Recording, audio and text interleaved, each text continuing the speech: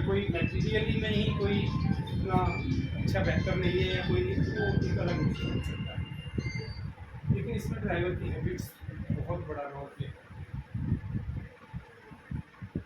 Driver अपनी clutch को कैसे हैंडल करता है, क्योंकि क्लच जो है गाड़ी के जो जितने भी सिस्टम है सबसे सेंसिटिव पार्ट है, उसको सबसे ज़्यादा केयर करने की जरूरत है। अब केयर सब करते हैं, इसमें कोई शक नहीं है। बच्चों के लिए कहते हैं सब अपने बच्चों का ख्याल रखते हैं, है ना।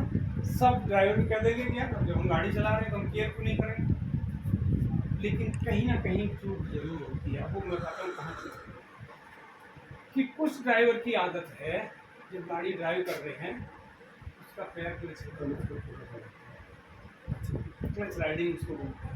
ये पूरा क्लच को नुकसान के लिए सबका नहीं रहता और समय नहीं रहता। पर ऐसा जरूर है कि हम चले जा रहे थे, हमने यहाँ गियर चेंज किया, आगे हमें दिख रहा है कि ब्रेकर आ रहा है, हमें लग रहा है कि वहाँ भी शायद गियर चेंज करना पड़ेगा या काम चल जाएगा, तो बीच में हमने थोड़ी सी क्लच का सहारा ले करके और हम वहाँ तक चले गए और उसको क्रॉस कर, वो आपकी क्लच राइडिंग होगी अगर थोड़ी देर के लिए। दूसरी बात क्या है कि गियर चेंज करने में थोड़ी सी जल्दबाजी दिखा रहे हैं, उतना क्लच को टाइम ही नहीं दे रहे या क्लच को पूरा नहीं दबा रहे, बस ऐसे आधी से क्लच दबी उससे पहले गियर को जो है डाल रहे। क्योंकि गाड़ियां थोड़ी सी ऐसी होगी कि वो थोड़े से नहीं, पहले वाली तो पूरी आवाज कर जाती थी, ये फिर भी गियर ले लेती है। अगर गियर ले लिया तो हमें लगा कि हमसे कोई चूक नहीं हुई, लेकिन चूक हमसे हो चुकी है कि हमने हाफ क्लच लिया और हमने गियर दबा लिया। क्योंकि पुरानी गाड़ियों में रेस में है, पुरानी गाड़ियों की टेक्नोलॉजी ऐसी थी कि इस तरह की लापरवाही वो बहुत तक बर्दाश्त कर लेती। ये गाड़ियाँ भी सॉफ्टिकेटेड होती हैं, क्लच भी जो है वो थोड़ी सी जो है सॉफ्टिकेटेड होती है, तो ज़्यादा चैलेंजिंग है। तो ये हाफ क्लच और क्लच राइडिंग, ठीक है। और एक चीज़ और है, जब हम गाड़ी को हिला रहे हैं गाड़ी पहले सुनिए क्लच का काम क्या है, तो ये बात समझेंगे तब हम क्लियर हो पाएंगे। क्या काम क्लच का गाड़ी बताओ आप। क्लच का काम ये है मतलब जैसे और क्लच गाड़ी लेके चलने का मकसद ये है कि जैसे हम गाड़ी चला रहे हैं, मोटी बात भी जाने मतलब गाड़ी को उठाने के लेके चलना है, पहले गियर की गाड़ी उठाओ आराम से। पहले दूसरे में क्या दिक्कत है?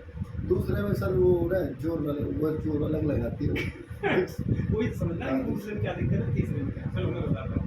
क्लच का काम है इंजन की पावर को गियर बॉक्स से जोड़ना और तोड़ना। जब आप गियर चेंज करते हो तो आपको पावर तोड़नी होती है, डिस्कनेक्ट करना होता है ना। इंजन की पावर, गियर बॉक्स, एक्सल, वहाँ पीछे तक सारा सिस्टम जुड़ा हुआ है। जैसे ही आप क्लच दबाते हो इंजन अलग, गियर बॉक्स अलग। अगर नहीं क्लच दबाई तो गियर चेंज नहीं होगा, क्योंकि पावर कंटिन्यू जा रही है, गियर चेंज नहीं होगा। इसलिए आपको डिस्कनेक्ट करना होता है और आप गियर चेंज करते हो। एक काम तो क्लच का ही है, गियर चेंज करते वक्त इंजन को फ्री करके हम गियर चेंज करते हैं। दूसरा क्लच का काम कहाँ जरूरत पड़ती है, जब आप रुकने जा रहे हो, आप बिल्कुल स्पीड धीमे होगी। अगर आप इससे पहले अगर क्लच का सहारा नहीं लोगे, क्लच नहीं दबाओगे, तो फिर वहाँ मुझे आएगा, वहाँ पे भी थोड़ी सी आपको क्लच की जरूरत है। तीसरा क्या है कि जब आप गाड़ी को हिलाते हैं उस वक्त क्लच को एक स्लोली मूवमेंट में आपको छोड़ करके तब आप आगे बढ़ते, जो होल्ड रहती है। इसी तीनों चीज़ों को हमें थोड़ी सावधानी से करना है। तो जो आप कह रहे हो बिल्कुल जेन्युइन बात है। अगर दूसरे या तीसरे गियर में उठा रहे हैं तो क्लच भी उठा, तो कैसे आता है समझ लो कि भाई आपने क्लच दबाई, आपने दूसरा गियर चुना।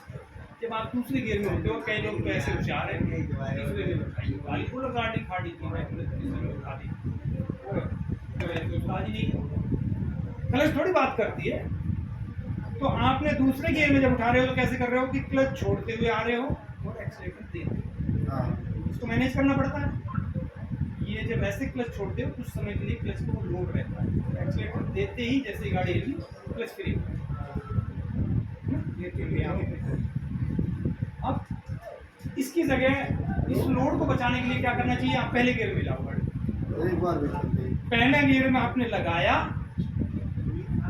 और एक्सीलेटर मत, बस क्लच छोड़ते हुए आप थोड़ी सी आपने क्लच छोड़ी, गाड़ी हिल गई। ऐसे 3-4-8-10 फीट गई, फट से फिर क्लच दबाइए, दूसरे गियर में दबाइए, तीसरा चौथा, जैसे जो गियर चेंज करेगा उधर आप लॉक गियर। क्लच में कुछ भी लोड नहीं आया अगर आपको एक्सीलेटर की जरूरत नहीं पड़ी। अब बात ये रही हार्ड सेक्शन में तो क्लच ऐसे नहीं, हार्ड सेक्शन में तो ऐसा रेस में लेने पड़े क्लच के साथ। मैं घाटी कह रहा हूँ, मैं तो एक नॉर्मल हैबिट से बात कर रहा हूँ। की तो आप मैं कह रहा हूँ आप तैयार बैठे हो मुझे गलत सिद्ध करने के लिए मुझे कोई दिक्कत नहीं है, पर मैं अपनी बात बता के रहूँगा, थोड़ा समझो। आपकी जो मेरी बात सुनो ना, देखो मैं मुझे आगे कहने दो ना उस बात को। मैं कह रहा हूँ कि वो नहीं बात कर रही भाई आपसे कि मुझे कहाँ नुकसान हो गया, लेकिन नुकसान हो रहा है। ऐसा क्यों है? फिर एक ड्राइवर एक गाड़ी में चला रहा है 3 साल से 4 से 1.5 साल हो गए, क्लच में कोई दिक्कत नहीं है। और ऐसा क्यों है? मटेरियल भी वही है, क्लच भी उसी कंपनी की, सब चीज़ें वही है। एक ने जो 50,000 में धुआं उड़ा दिया, वो तो कहीं ना कहीं चूक तो हो रही है। तो आप जहाँ तक करते हो चढ़ाई में चढ़ाई की तरह उठाओ, पहाड़ी में पहाड़ी की तरह चलो, लेकिन अपनी हैबिट्स पे तो ध्यान रखो। यहाँ क्या हो रहा है, हमको लगता है कि यार कौन पहला लगाएगा, फिर दूसरा तीसरा, इतना टाइम किस पे है। लेकिन मैं आपको बताता हूँ कि अगर आप बिल्कुल हिसाब से काम कर रहे हो, अपनी आदत में डाल ली होगा, तो गाड़ी पहले गियर में जल्दी हिल जाती है, दूसरे गियर में समय लगता है। दूसरे में क्यों लग रहा है कि आपको वो चीज़ मैनेज करनी हो रही है, यूं करके वो जो है 6 सेकंड का समय लगता है। और जब आप बिल्कुल हैबिट हो जाएगी, अभी तो आपको दिक्कत आएगी, अब तो आप झुंझला जाओगे, अरे यार छोड़ो।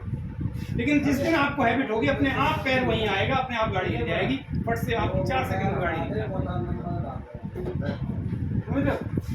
ट्रेनर का, एक्सपर्ट का काम ये है, उन्हीं बारीकियों पे बात करना, बाकी तो सारे काम आप कर रहे हो।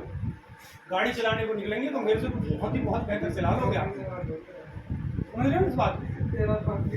पर जो चीज़ें हमने जो एक पूरा एक रिसर्च होती है, कोई भी चीज़ें उसमें रिसर्च होके सब बातें हैं कि भाई गाड़ी कौन सी चीज़ें गाड़ी के फेवर में है, गाड़ी को क्लच के लिए कौन सी फायदेमंद है, कौन सी नुकसानदायक है।